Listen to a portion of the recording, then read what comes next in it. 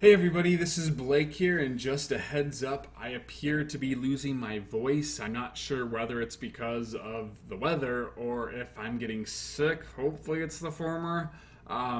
So if I sound off throughout the duration of this video, that is why, and I apologize. But today we are going to be discussing Creed, and I have to admit, really wasn't all that interested in seeing this movie when it was first announced. Just kind of rolled my eyes and thought it was unnecessary. And none of the trailers really got me on board. They were fine, but they also just underwhelmed me, and they didn't really, pump me up to see this movie. I was actually planning on watching Victor Frankenstein. And this has nothing to do with the Rocky franchise. I actually like that franchise more than most people in some ways. I think the original Rocky is a classic.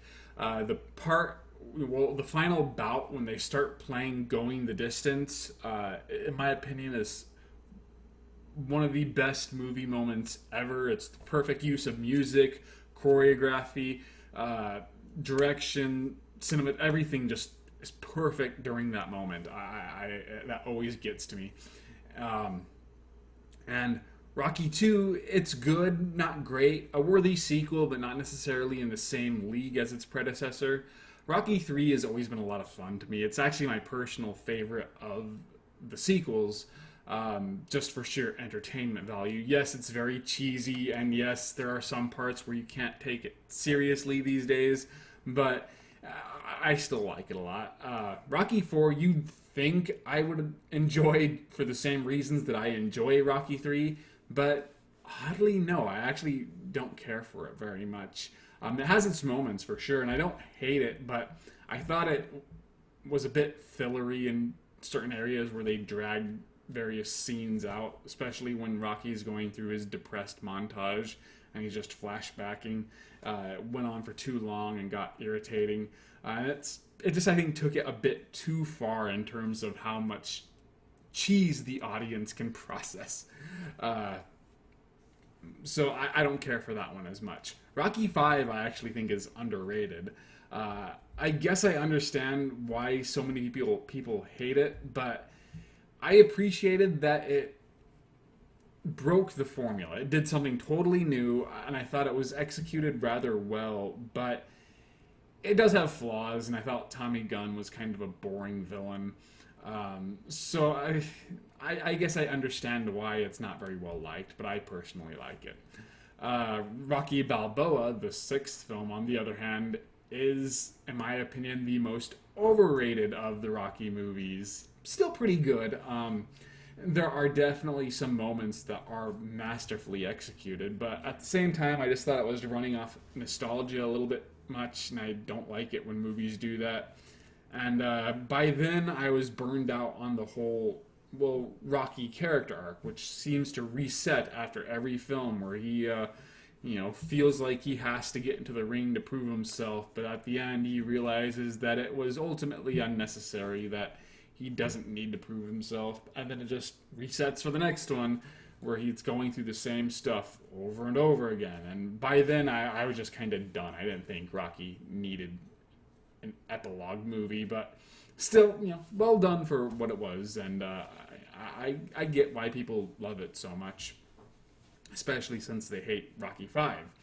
But I probably shouldn't have even explained my feelings towards these movies, because Creed is a spin-off film, and I only chose to watch it because the reviews, Frankenstein was critically panned, while this one received critical acclaim, and it wasn't just that it was well liked by critics and audiences. People were reacting with enthusiasm, and that convinced me to change my mind, and I am glad I did, because this was a very, very good movie, if not a great one.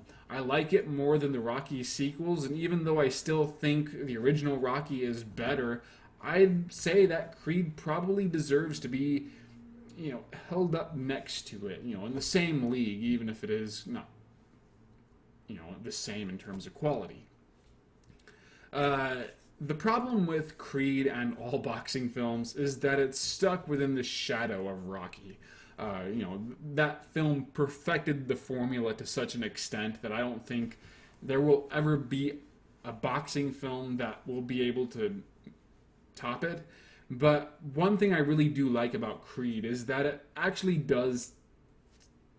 It tells its own story with its own characters, with their own situations and their own dynamics. Yeah, it's going through all the beats that were created in the original Rocky, or at least popularized in the original Rocky. And yeah, it's going through that same formula, but at the same time, it's still its own movie.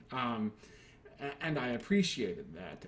I liked how Adonis is very different from Rocky. I liked how, well, Rocky is very different from Mickey. And Bianca, I believe her name is very different from Adrian. But at the same time, they are very interesting, fleshed out characters who, I'd be interested in seeing, other films follow them, even though I'm not entirely sure Creed needs a sequel either. But I liked just what we learned about these people and how they reacted to certain situations. I liked how they grow throughout the course of the movie. I was taken aback with Adonis because based on the previews, I thought he was going to be the stereotypical delinquent, the angry black man who just ultimately gets mentored by this white guy. But no, he's actually a really nice, charming kid. And yeah, he does have some personal flaws, as Rocky and every well-written character does. But I always understood why he reacted to certain things in ways that aren't always agreeable. I always felt like I understood the character, and I thought the way he grew was interesting, and he always kept my attention. And that's impressive because it was very easy for him to get upstaged by Rocky because he's Rocky. And Rocky goes through some new stuff too that I thought was very compelling. And Stallone does great. I mean, he's perfect in that role, but he gets to show some new sides to him that we hadn't really seen before. But once again, I didn't feel like Rocky necessarily upstaged Adonis. And they had a perfect chemistry, the perfect dynamic. I liked how they banter, how they just got along very well. But when they do kind of have a falling out, it is very devastating, and you feel it. And I thought Bianca was a very good love interest. In fact, she deserves to be called more than just a love interest. She has her own goals and ambitions, and I thought her story was actually very compelling. In fact, in a way, I'd actually be very content if they made a movie just based off her, the girl who's losing her hearing but really wants to break into the music industry. And the acting is great all around. Michael B. Jordan, I've always known he was a really good actor. I was concerned that Fantastic Four would sort of bury his career, but I think this saved him. The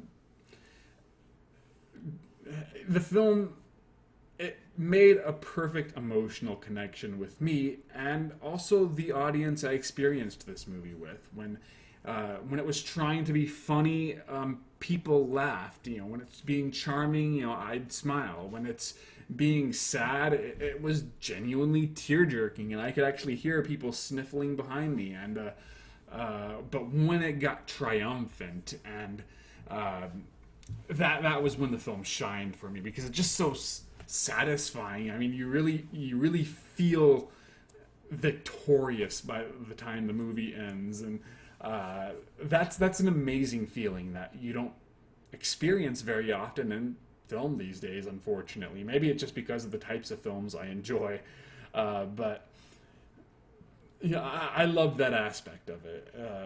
I haven't really felt that way for a movie probably since I saw Rocky.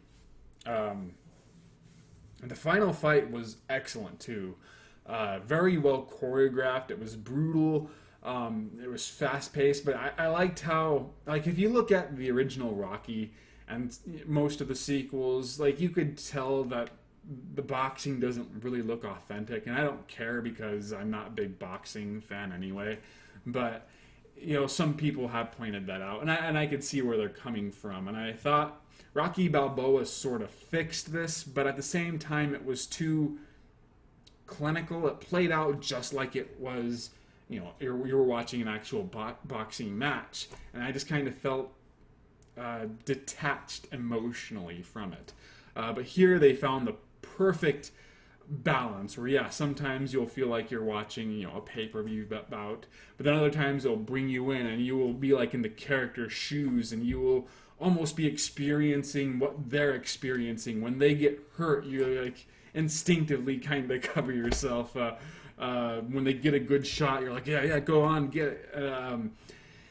And it all moved very fast. It was more exciting than most boxing matches, but above everything, it just played off our emotions so well. And once they started bringing in the actual, I think it was Going the Distance theme, it was just perfect.